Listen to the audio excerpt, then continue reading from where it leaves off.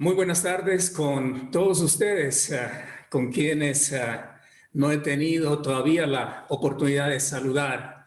Estoy acá en la ciudad de Quito, en Ecuador, en Sudamérica, agradecido primeramente al Señor y también a ustedes por la gentil invitación que me han hecho para compartir en esta tarde. Guardo gratísimos recuerdos de hace muchos años que tuve la oportunidad de visitarles. En aquellos años yo todavía servía al Señor como director y maestro bíblico, ese era el título que tenía, del Ministerio Internacional La Biblia Dice. Los años pasaron, en la actualidad ya me encuentro retirado de la dirección, aunque todavía colaborando con el ministerio en algunos recursos para enseñanza bíblica. Así que, hermanos, es un gozo para mí estar esta tarde con cada uno de ustedes. Estoy confiado en el Señor de que por su gracia estarán recibiendo bendiciones de parte de Él, especialmente en esta época tan difícil en la cual todo el mundo se encuentra a causa de la pandemia. Por la gracia de Dios, nosotros acá estamos bien de salud, juntamente con mi esposa. Nuestros hijos adultos ya están casados y han formado sus propios hogares, pero por la gracia de Dios, Él ha sido fiel, sosteniéndonos en medio de este tiempo difícil debido a la pandemia. Muy bien, mis queridos hermanos, en esta tarde yo quisiera compartir con ustedes un pasaje bíblico que me ha llegado muy profundo a mi corazón, y eso ha sido a raíz de una serie de mensajes que comenzamos a emitir para la iglesia en la cual me congrego. Estamos estudiando el libro de Apocalipsis y llegamos ya al capítulo 2, en el cual vemos el mensaje del Señor Jesucristo glorificado a varias iglesias. Capítulos 2 y 3 de Apocalipsis nos hablan de el mensaje a las 7 iglesias en Asia Menor. Y la primera iglesia a la que se envía un mensaje es a la iglesia en Éfeso. Y de esta porción bíblica, pues, el Señor ha hablado muchísimo a mi corazón, ha tocado fibras muy íntimas en cuanto a lo que me mueve para hacer lo que hago en la obra del Señor. Y estoy seguro que lo que el Señor Jesucristo comunica aquí también será muy útil, muy pertinente para la vida de todos nosotros, no solo aquellos que estamos con algún oficio dentro de la iglesia, sino con cada uno de nosotros que hemos recibido al Señor Jesucristo como nuestro único y suficiente Salvador. Yo no sé si habrán escuchado un dicho que a menudo lo escuchamos por acá. Ese dicho se lo pone de esta manera: amor sin obras es hipocresía, y obras sin amor es vanidad. Es un dicho que tiene mucho sentido, porque alguien puede decir que ama mucho a una persona, a cierta cosa, pero si no lo manifiesta de alguna manera práctica en obras, pues está diciendo algo que es hipócrita. Y de la misma manera, si alguien hace muchas cosas, pero no pone el amor en lo que está haciendo, eso es algo vacío, eso es algo vano, es vanidad. Y escuché alguna vez la historia de un esposo que determinado día llegó a casa de su trabajo y tan pronto entró en su casa, le recibió la esposa y de una manera sorpresiva el esposo le dijo a la esposa: siéntate a mi lado porque quiero confesarte algo.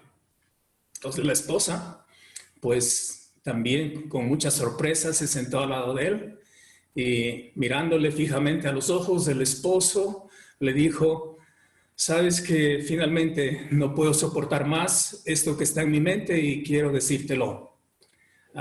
El asunto es que he dejado de amarte. ya no te amo más. Al ver la cara de sorpresa de la esposa ante tan inesperado anuncio, el hombre continuó diciendo, pero no te preocupes, porque yo voy a seguir trabajando para sostener la familia, voy a seguir viviendo en esta casa, voy a seguir ayudándote a ti a criar a nuestros hijos, voy a cumplir con todas las responsabilidades que como esposo tengo. En eso no voy a cambiar absolutamente en nada. Lo único que ha sucedido es que ya no te amo. Pues esta noticia fue tan dolorosa para esa esposa. Y se decía que a partir de ese momento el matrimonio empezó a caerse en pedazos, hasta que finalmente, con el paso del tiempo, ese matrimonio terminó. Qué triste cuando no está presente el amor y podemos hacer muchas cosas sin amor, pero como afirma el dicho, amor sin obras es hipocresía. Y también las obras sin amor es vanidad. ¿De qué sirve hacer obras si realmente no se está poniendo el amor en lo que se está haciendo? Y lamentablemente una situación así no suele suceder solamente en un hogar como lo que compartía. Triste y lamentablemente puede suceder también en una iglesia. Y aquí, en la iglesia a la cual el Señor escribe, la iglesia en Éfeso, es exactamente lo que estaba sucediendo. Una iglesia que había dejado su primer amor. Por eso podríamos decir que este mensaje a la iglesia en Éfeso es el mensaje del Señor Jesucristo, quien murió por ella. Pero era una iglesia desamorada, una iglesia desamorada. Una característica que debe estar siempre presente en todos aquellos que hemos recibido a Cristo como nuestro Salvador es el amor a nuestro Señor. El amor es tan importante que note, por ejemplo, antes de ir a Apocalipsis capítulo 2, lo que el Señor Jesucristo mencionó en cuanto a la importancia del amor en todo aquello que hacemos para Él. En el libro de Mateo, en el capítulo 10, a partir del versículo 37, observe lo que dice Mateo capítulo 10, 37 y 38. El que ama a padre o madre más que a mí, no es digno de mí. El que ama a hijo o a hija más que a mí, no es digno de mí. Y el que no toma su cruz y sigue en pos de mí, no es digno de mí. Impresionante la importancia del amor para todos aquellos que hemos recibido a Cristo como nuestro Salvador. El amor a nuestro Salvador. Tan importante es esto que en 1 Corintios capítulo 16, en el versículo 22, existe esta declaración. El que no ama al Señor Jesucristo sea anatema. Anatema significa condenado a destrucción. El que no ama al Señor Jesucristo sea condenado a destrucción. El Señor viene.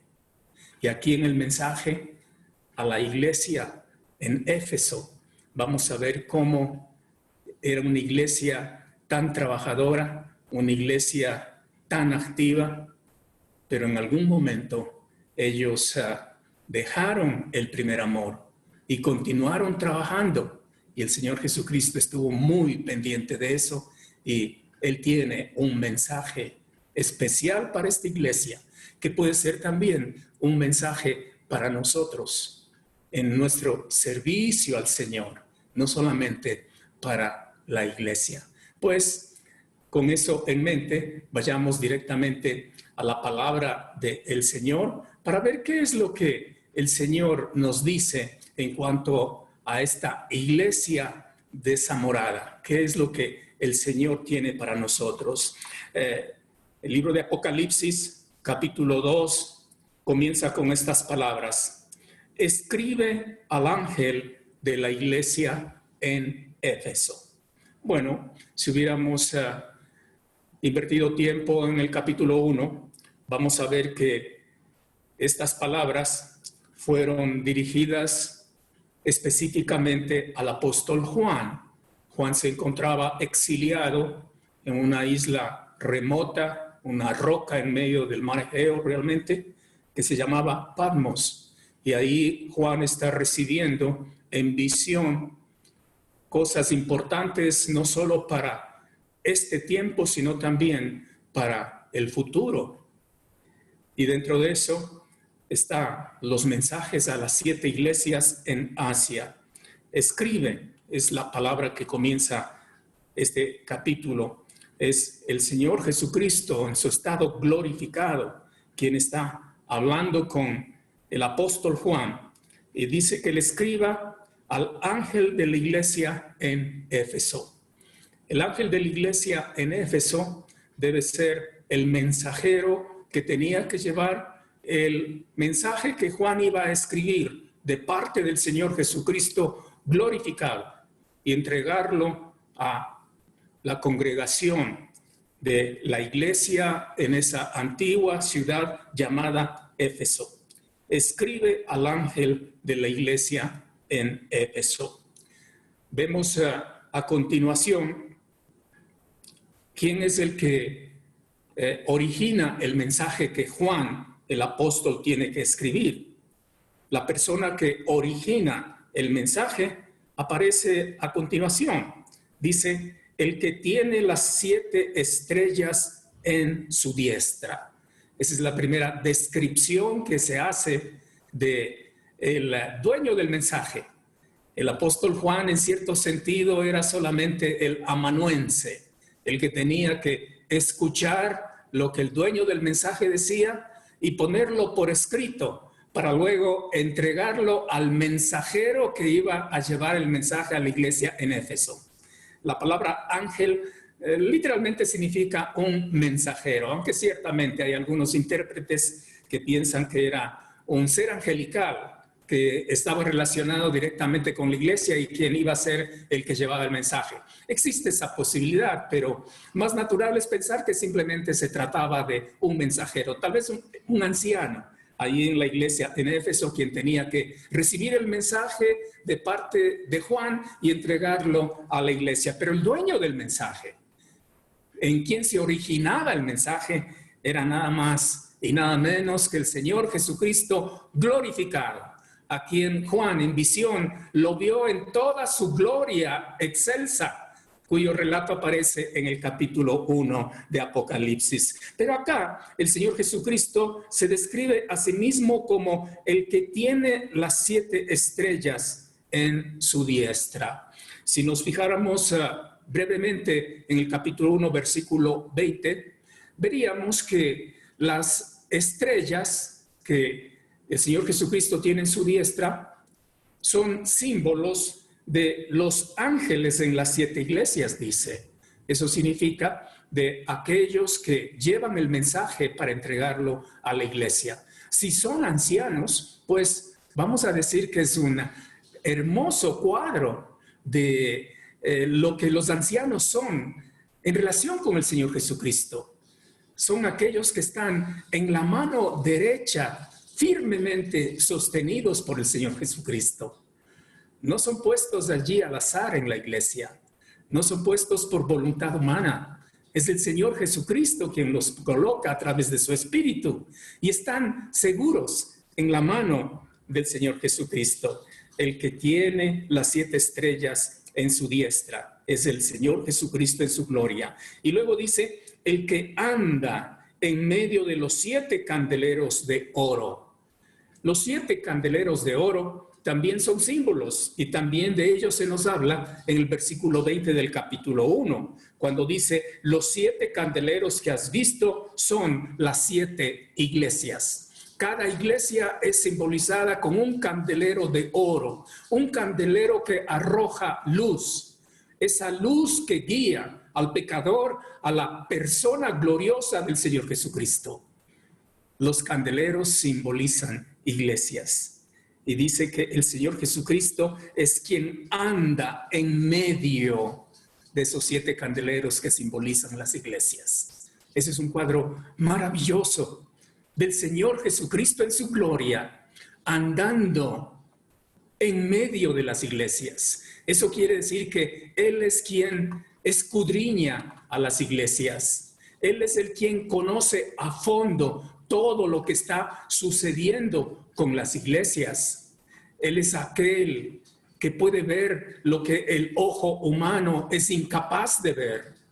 El ojo humano puede ver templos enormes. El ojo humano puede ver congregaciones multitudinarias. El ojo humano puede ver personas que actúan de una manera que parecería que están controlados por algo extraño. Eso puede ver el ojo humano. Pero el Señor Jesucristo glorificado puede ver cosas mucho más profundas que esa. Y esa es la idea cuando el texto dice que el Señor Jesucristo anda en medio de los 7 candeleros de oro. Él es aquel que va a ordenar a Juan que escriba el mensaje que parte de él, para que ese mensaje sea entregado a un representante o a un anciano tal vez de la iglesia en Éfeso. Maravilloso lo que está sucediendo a Juan. Aquí Juan era solamente un amanuense. La iglesia se encontraba en la ciudad de Éfeso. Una breve reseña en cuanto a esta iglesia, una iglesia impresionante. Era una iglesia fundada nada más y nada menos que por el apóstol Pablo en su 3er viaje misionero. De eso podemos ver en el libro de Hechos, capítulo 19. Un poquito más adelante, en el capítulo 20, versículo 31 de Hechos, se nos dice que el apóstol Pablo pasó 3 años en esta iglesia. Era la primera iglesia en Asia Menor que se fundó, la iglesia en Éfeso. Pero antes de que comience la iglesia en Éfeso, ya hubo personas que estuvieron allí en esa ciudad y que muy probablemente pusieron las primeras piedras, vamos a decir, de la edificación que más tarde se conoció como la iglesia en Éfeso. Allí estuvieron, por ejemplo, ese matrimonio de Priscila y Aquila, según Hechos capítulo 18, versículos 18 a 19. También llegó a Éfeso en el mismo tiempo este personaje importante, muy conocedor del Antiguo Testamento y que solamente recibió el bautismo de Juan. Se trata de Apolos, poderoso en la palabra. Y cuando llegó a Éfeso se encontró con Priscila y Aquila y fueron ellos los que instruyeron a Apolos en que el Señor Jesucristo ya había venido, ya había hecho la obra, ya había muerto, había resucitado. Le completaron la información que Apolos todavía no conocía. Entonces visitó también esta ciudad Apolos, pero realmente fue el apóstol Pablo quien fue utilizado por el Señor para la fundación de esta iglesia. Una vez que la iglesia ya comenzó con el apóstol Pablo, en esa iglesia en Éfeso tuvieron oportunidad de servir o de ministrar personajes como Timoteo, el discípulo de Pablo, otro personaje como Tíquico, también discípulo de Pablo. Y cuando se escriben estas palabras en Apocalipsis capítulo 2, el que poco antes había estado ministrando ahí en la iglesia en Éfeso era nada más y nada menos que el apóstol Juan. Porque Juan ministraba en Éfeso cuando fue tomado prisionero por órdenes del emperador romano Domiciano y enviado al exilio en la isla de Patmos. ¿Qué nos dice esta breve reseña histórica de esta iglesia en Éfeso? Pues nos dice que fue una iglesia en extremo bendecida. Era una iglesia misionera. Porque de la iglesia en Éfeso, muy probablemente surgieron todas las iglesias en Asia Menor de aquel tiempo. Vamos a decir la iglesia en Esmirna, la iglesia en Pérgamo, la iglesia en Tiatira y todas las iglesias que aparecen allí en Apocalipsis capítulo 2 y 3. Una iglesia que servía, una iglesia misionera, una iglesia que había visto el poder de Dios de una manera muy directa, porque allí estaban el apóstol Pablo, que tenía la capacidad de realizar milagros. Eran las señales apostólicas para certificar y confirmar que el mensaje provenía de Dios y que Pablo y los otros eran mensajeros de Dios. El poder de Dios se manifestaba de una forma milagrosa. Inclusive se traía ropa que estaba en contacto con Pablo y se producían milagros de sanidad. Éfeso era una ciudad muy idólatra.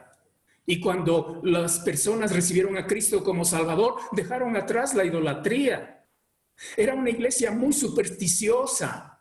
Creían mucho en brujería y en espiritismo y todas esas cosas. Y cuando llegaron a conocer al Señor Jesucristo, dejaron atrás todo eso y juntaron los libros y hicieron una fogata con ellos. Impresionante.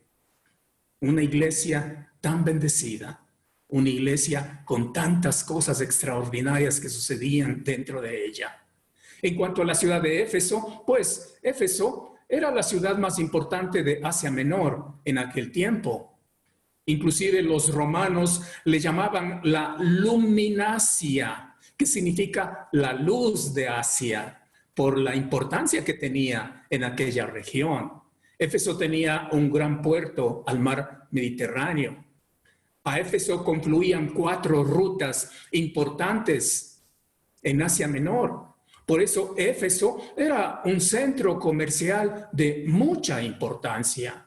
Se dice que en Éfeso también estaba un enorme coliseo donde se celebraban juegos o competencias atléticas que rivalizaban con todo lo que sucedía en Atenas. Una ciudad importantísima. Una ciudad grande, una ciudad que en aquel tiempo se dice que tenía más o menos unas 300,000 personas habitando allí. Esa era la iglesia a la cual escribe el Señor Jesucristo por medio de Juan. La iglesia en Éfeso. En cuanto a la vida religiosa de Éfeso, era una ciudad en extremo pagana. Allí estaba una de las 7 maravillas de la antigüedad, conocida como el templo a la diosa pagana Diana. Para los romanos esa imagen se llamaba Artemisa. Para los griegos también, para los romanos era Diana, para los griegos Artemisa. Esta imagen de esta diosa se la consideraba como la diosa de la fertilidad, la diosa de la caza y la diosa de la guerra. Era una figura femenina con una corona en su cabeza y algo muy hasta extravagante, muy extraño. El pecho de esta imagen estaba lleno de senos adheridos al pecho. La gente creía que esta imagen había venido directamente de Júpiter. Por eso muchos intérpretes piensan que era tal vez un meteorito que cayó a la Tierra. Y decían que esta imagen tenía el poder para dar y para quitar la vida. Había miles de personas que adoraban a esta imagen. La forma de adoración era muy increíble, pues a esta imagen se la adoraba en el templo a Diana con los servicios de sacerdotisas que se dedicaban a la prostitución. Era la forma de rendir adoración a esta diosa pagana Diana. Y estas sacerdotisas estaban bajo el cuidado de varones que habían sido hechos eunucos por fuerza. Pues Pablo llegó a esa ciudad en su tercer viaje misionero y comienza la iglesia. Y se predica el evangelio y la gente comienza a convertirse, comienza a dejar la idolatría, comienzan a dejar de ir al templo de la diosa Diana, comienzan a dejar atrás la brujería, la superstición. ¿Y qué es lo que sucede? pues se arma un tremendo alboroto, originado por los plateros de Éfeso. Los plateros eran las personas que fabricaban pequeñas estatuillas con la figura probablemente de la diosa Diana y también del templo, y lo vendían y hacían un negocio redondo. Pues cuando la gente comenzó a recibir a Cristo como Salvador, dejaron de comprar esos artículos. Y eso molestó mucho a los plateros y organizaron una revuelta. Y se produjo un gran alboroto, al punto que a raíz de eso, el apóstol Pablo dejó Éfeso y se mudó hacia Corinto. Pues eso es el ambiente en el cual estaba esta iglesia en Éfeso. Desde que Pablo estuvo allí y luego va a Corinto y les escribe la carta a los Efesios, fue la primera carta que recibe esta iglesia, de Pablo a los creyentes en Éfeso. Y pasan más o menos 40 años y la iglesia en Éfeso va a recibir una segunda carta. La segunda carta, escrita por Juan, pero el dueño del mensaje era el Señor Jesucristo glorificado.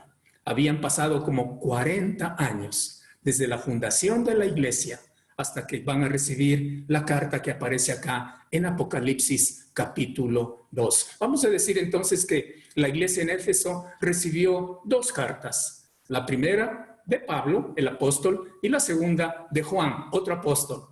La carta de Juan, obviamente, fue la que le dictó el Señor Jesucristo. Con esto en mente, vayamos entonces a mirar qué es lo que el Señor Jesucristo glorificado miró, examinó, evaluó en cuanto al estado espiritual de esta iglesia en Éfeso. Mire lo que dice versículo 2.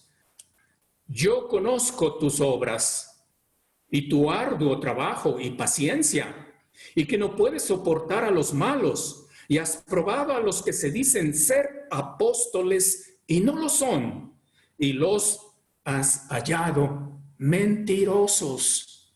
Aquí encontramos la evaluación que hace el Señor Jesucristo glorificado al examinar, al escudriñar a la iglesia allí en Éfeso, 40 años aproximadamente después de que fue fundada por nada más y nada menos que el apóstol Pablo. Pues el Señor dice, yo conozco, yo estoy al tanto de todo lo que estás haciendo. Nada de lo que haces queda desapercibido por mí. Yo conozco tus obras. Dice también, yo conozco tu arduo trabajo. Esa expresión arduo trabajo es la traducción de una sola palabra en el idioma en el que se escribió el Nuevo Testamento.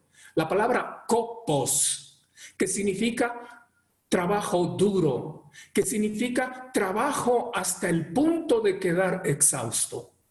Mire qué iglesia tan extraordinaria. Ciertamente los que se congregaban en esa iglesia no eran creyentes de domingo, que solamente asistían a escuchar un mensaje y después volvían a casa hasta que venga el siguiente domingo para repetir la misma rutina. No, era una iglesia que trabajaba hasta el punto de quedar exhaustos, enseñando, compartiendo a Cristo, fundando iglesias, ayudando a la gente. Y luego dice que era una iglesia que tenía paciencia. Eso significa que no era fácil en aquel tiempo confesar a Cristo como Salvador. Ya comenzaban a manifestarse todas las acciones de persecución, pero la iglesia estaba allí, paciente. Esa palabra significa capacidad de soportar adversidad. Perseveraban con resignación de cualquier cosa que resulte de la fe en el Señor Jesucristo. Inclusive en 1 Corintios capítulo 15, versículo 32, el apóstol Pablo dice que en Éfeso se enfrentó con fieras. Algunos piensan que era persecución y que tuvo que luchar contra animales salvajes, aunque puede ser también que Pablo utilice ese término en forma figurada para hablar de los plateros que le hicieron la vida imposible allí en la ciudad de Éfeso. Pero era una iglesia que soportaba, no desmayaba a pesar de las pruebas. Luego dice que era una iglesia que no podía soportar a los malos, a los impíos. Eso quiere decir que era una iglesia celosa por la santidad. Si había alguien que manchaba el testimonio de la iglesia entraba en acción para tomar las medidas de disciplina correspondientes y guardar la santidad. Una iglesia celosa por la santidad. Dice también que era una iglesia que probaba a aquellos que se llamaban apóstoles, pero no lo eran. Y el resultado de esa prueba era que estos apóstoles eran mentirosos. Eso quiere decir que era una iglesia que no solamente servía, no solamente era celosa por la santidad, sino también celosa por la sana doctrina. Igual que en la actualidad, había muchos que se llenaban la boca diciendo, somos apóstoles. Hoy día vemos en la iglesia tantos apóstoles, pero son falsos. Y en la iglesia de Éfeso se los desenmascaraba y se los mostraba tal como eran, falsos apóstoles, con falsas enseñanzas. Y se llegaba a la conclusión de que eran mentirosos y se los quitaba de allí de la iglesia. La iglesia no prestaba oído a cualquier viento de doctrina. Y Juan, en el versículo 3 les dice, por parte del Señor, y has sufrido y has tenido paciencia, y has trabajado arduamente por amor de mi nombre, y no has desmayado. Impresionante cómo esta iglesia era una iglesia que servía, hacía un trabajo hasta quedar exhaustos. Una iglesia celosa por la santidad. Una iglesia celosa por la sana doctrina. El Señor Jesucristo dice, cuando ustedes comenzaron a hacer esto, estuvieron muy bien. ¿Por qué? Porque hicieron todo esto, sufrieron, tuvieron paciencia y trabajaron arduamente por amor de mi nombre. Esa es la única motivación válida para todo aquello que se hace dentro de una iglesia. El amor al nombre del Señor Jesucristo. Y a pesar de todo lo que tuvieron que vivir, dice el texto, que no desmayaron. Increíble. Pero triste y lamentablemente, este primer amor seguramente duró muy poco. No sabemos de qué manera ese amor por el Señor Jesucristo, que les motivó a hacer cosas tan maravillosas, no se conoce de qué manera ese amor, poquito a poco, fue enfriándose. Tal vez fue por la costumbre, tal vez fue por simplemente impresionar a otros. Tal vez fue por la comodidad. No se sabe con precisión. Pero lo que sí se sabe es que 40 años después de fundada la iglesia, el Señor Jesucristo, que camina examinando y escudriñando y mirando y evaluando, llega a una fatídica conclusión y la comunica por medio de Juan a la iglesia en Éfeso. Y por eso es que encontramos en el versículo 4 el reclamo que hace el Señor Jesucristo a esta iglesia. Observe lo que dice. Pero tengo contra ti. Voy a detenerme un instante en este punto. Tengo contra ti. Si estas palabras vienen del Señor Jesucristo, hay que temblar. Hay que preocuparse. Porque Él sabe con precisión todo lo que está más allá de lo que el ojo humano puede ver. Tengo contra ti.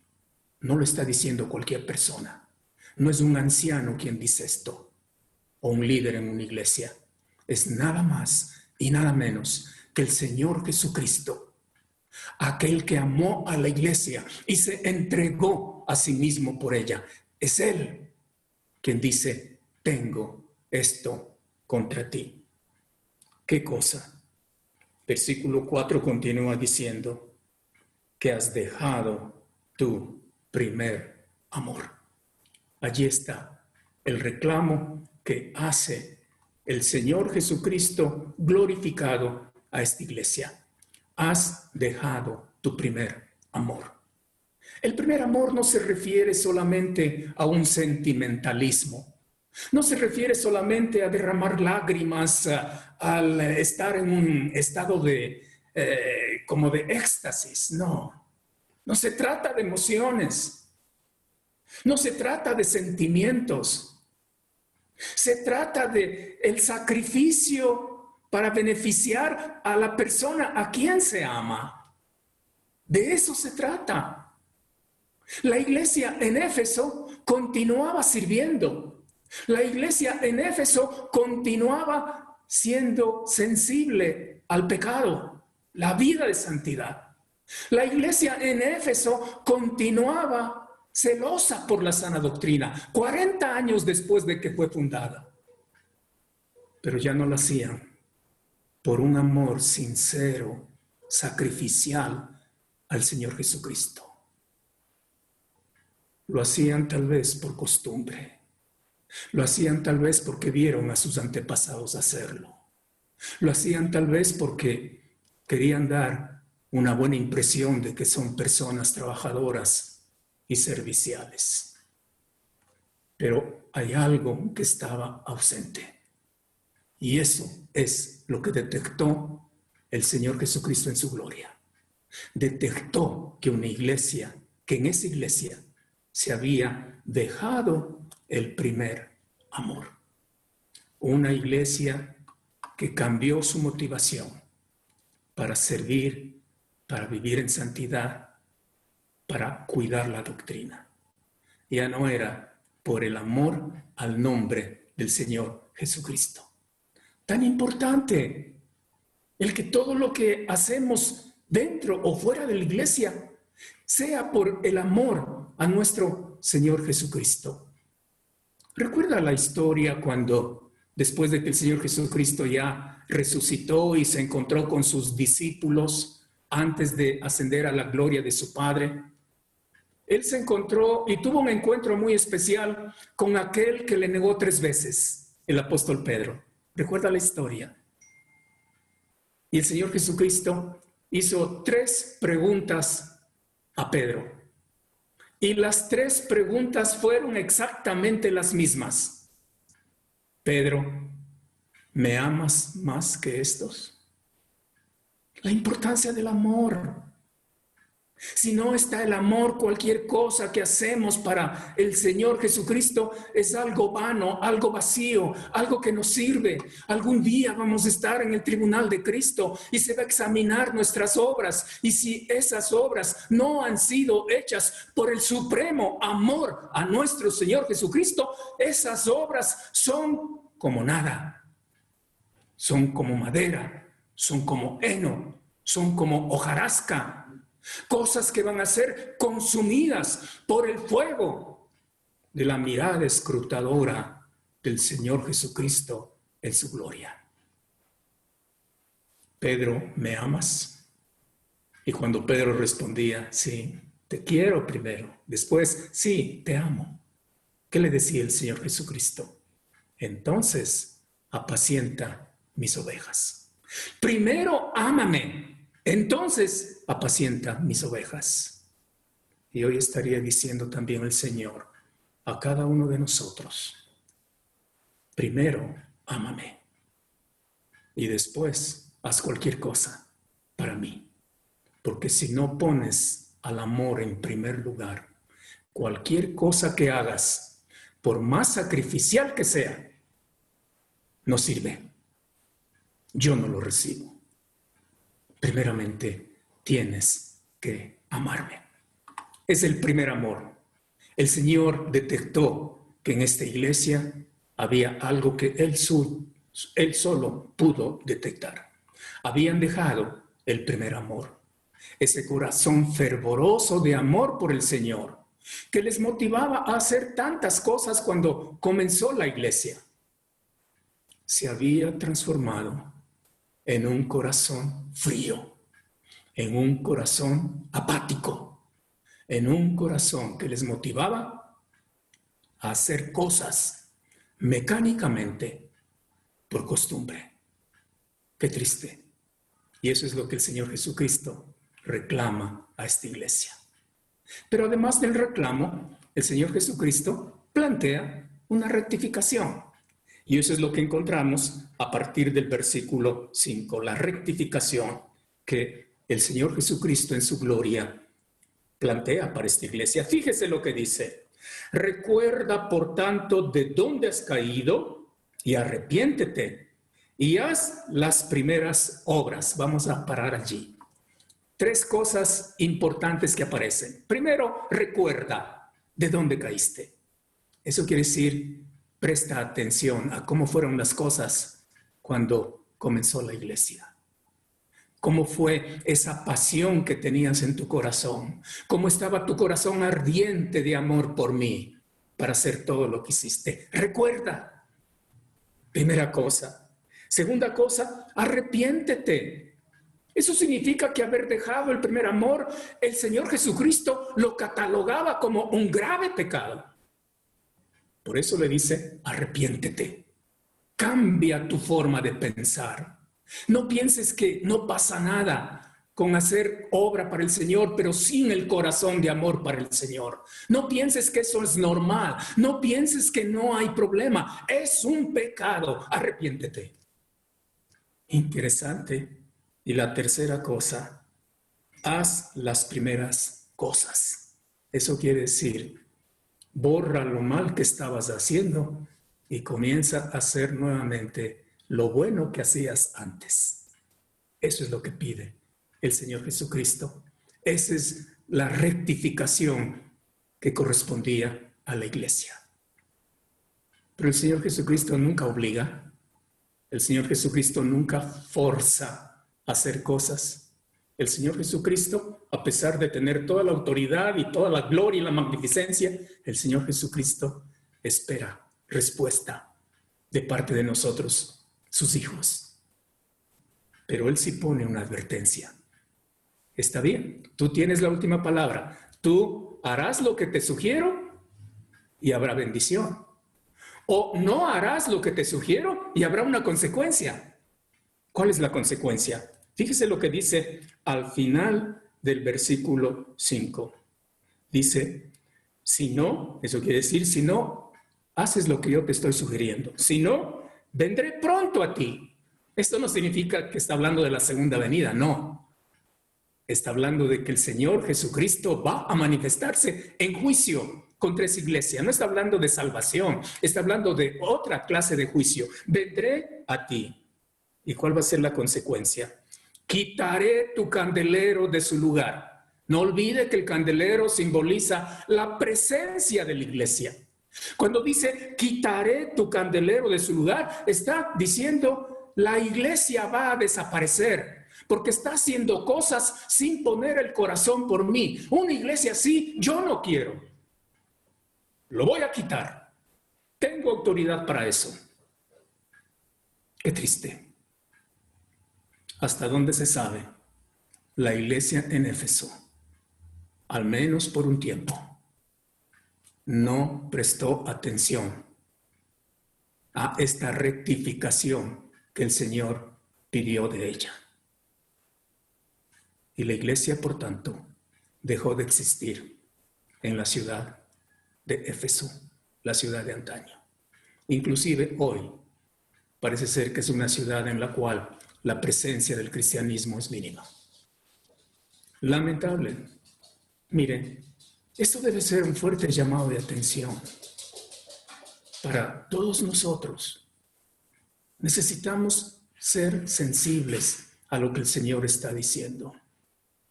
La iglesia dejó de existir.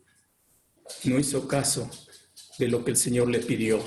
Quitaré tu candelero de su lugar si no te hubieres arrepentido. Cuidado, mis queridos hermanos. Cuidado.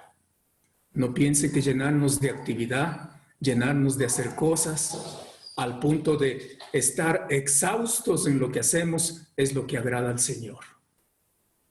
Si no ponemos el corazón de amor primero delante de Él, cualquier cosa que hagamos para Él va a ser algo vacío, va a ser algo vano, va a ser rechazado por Él. Y terminando, versículo 6, el Señor Jesucristo, me imagino yo que al mencionar todo esto de la advertencia, el Señor Jesucristo como que les da un ánimo, otras palabras de ánimo para la iglesia. Fíjese lo que dice: pero tienes esto, que aborreces las obras de los nicolaitas, las cuales yo también aborrezco.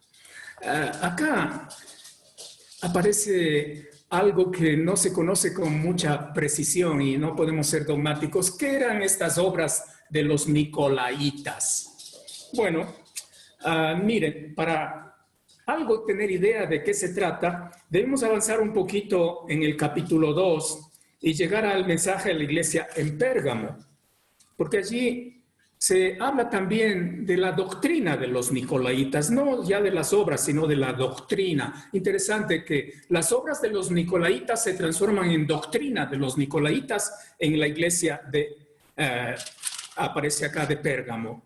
Y mire lo que dice el versículo 14. Pero tengo unas pocas cosas contra ti, que tienes ahí a los que retienen la doctrina de Balaam, que enseñaba a Balac a poner tropiezo ante los hijos de Israel, a comer las cosas sacrificadas a los ídolos y a cometer fornicación.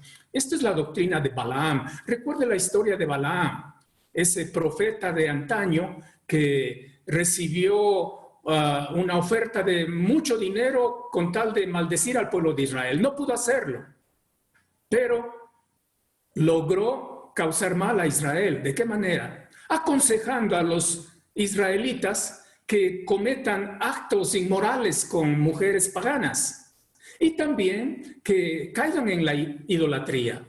Esa es la doctrina de Balaam. Pero observa el versículo 15 de capítulo 2 de Apocalipsis. Comienza diciendo en nuestras Biblias: y también tienes a los que retienen la doctrina de los nicolaitas. Esa palabrita "y", con la que comienza el versículo 15, es una palabra que en otras Biblias, y la traducción así también demanda, podría perfectamente ponerse "de la misma manera" o "asimismo". Entonces pongámoslo así, 15. Asimismo también tienes a los que retienen la doctrina de los nicolaitas, que yo aborrezco.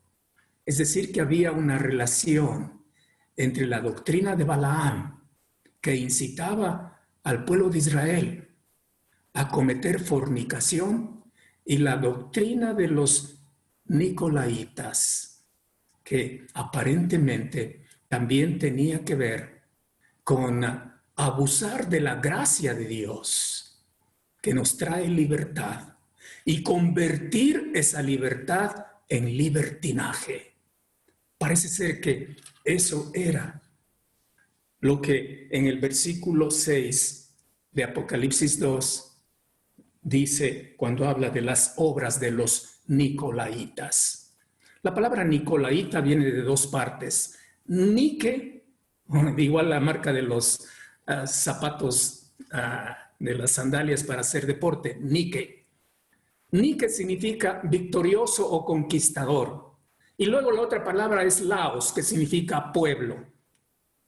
Entonces, las obras de los nicolaitas parecería ser el poder que tenían algunos falsos maestros en la iglesia en Éfeso para incitar, para estimular a los creyentes a una vida de disipación, a una vida de libertinaje, igual que lo que hizo Balaam mucho tiempo atrás, cuando incitó al pueblo de Israel a la fornicación y a la idolatría.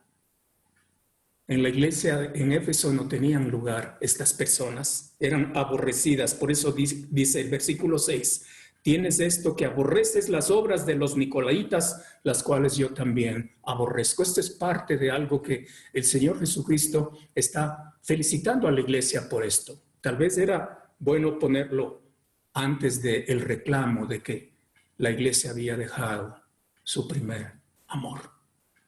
Y concluye la carta con el versículo 7. Así es como terminan todos los mensajes a las 7 iglesias.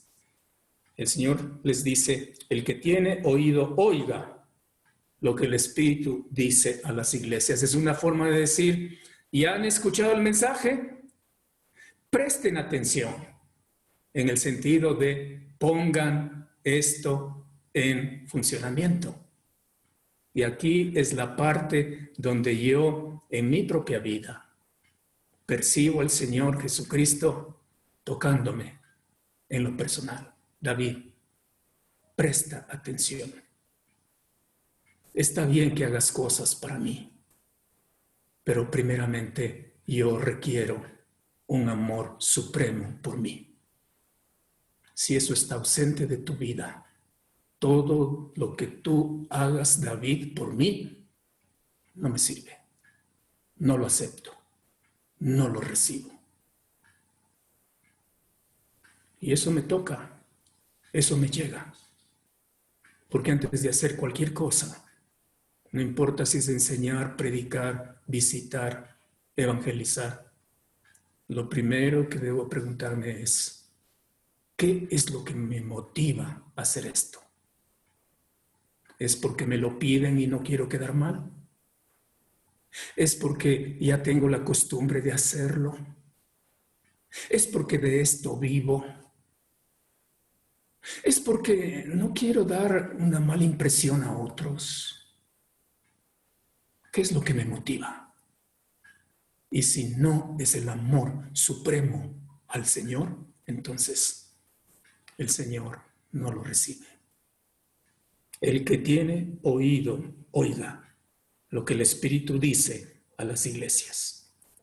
Y concluye el pasaje bíblico con una hermosa promesa para todos aquellos que hemos recibido a Cristo. Mire lo que dice: al que venciere. ¿Quién es el que vence? Pues para eso tenemos que mirar lo que el mismo apóstol escribe en cuanto a quién es el vencedor. En 1 de Juan capítulo 5, es el mismo autor que escribe ahí a la iglesia en Éfeso, el que nos dice lo siguiente, en 1 de Juan capítulo 5, versículos 4 y 5, para saber quién es el vencedor. Dice: porque todo lo que es nacido de Dios vence al mundo. Y esta es la victoria que ha vencido al mundo, nuestra fe. ¿Quién es el que vence al mundo? Sino el que cree que Jesús es el Hijo de Dios. Ese es el vencedor. Y a él se refiere Juan cuando dice: al que venciere, le daré a comer del árbol de la vida. ¿A qué se refiere dar de comer del árbol de la vida? Pues simplemente se refiere a la vida eterna. Al que venciere, el creyente recibe el beneficio de tener vida eterna. Al que venciere le daré a comer del árbol de la vida, el cual está en medio del paraíso de Dios, que básicamente es el cielo. En Apocalipsis capítulo 22, casi al cerrar el libro, se ve con claridad que el árbol de la vida está en medio de lo que para nosotros es el cielo. Ese es el premio para todo creyente, para todo hijo de Dios, para todo aquel que cree en Cristo como su personal Salvador. El galardón es vida eterna. Recibe el fruto del árbol de la vida que está en medio del paraíso de Dios. Impresionante. Queridos hermanos, qué grato, qué bendición ha sido para mí compartir este tiempo con ustedes. No les hablo como alguien que ya ha vencido todo y que todo está bien. No, es algo que yo tengo que constantemente evaluarme a mí mismo para saber cómo está mi corazón. Porque sé que hay alguien que sabe a la perfección lo que hay ahí dentro. Mi esposa, mis hijos, Los hermanos de la congregación me pueden ver haciendo cosas, pero solamente Cristo Jesús puede ver lo más profundo. Y Él puede examinar mi corazón y ver si ahí está el primer amor para hacer todo por amor supremo a Él. O he dejado el primer amor. Y si ese fuera el caso, tengo que prestar atención a lo que me dice el texto. Recuerda tus primeras obras. Arrepiéntete, reconoce que estabas mal y comienza a hacer nuevamente esas primeras obras que hacías antes.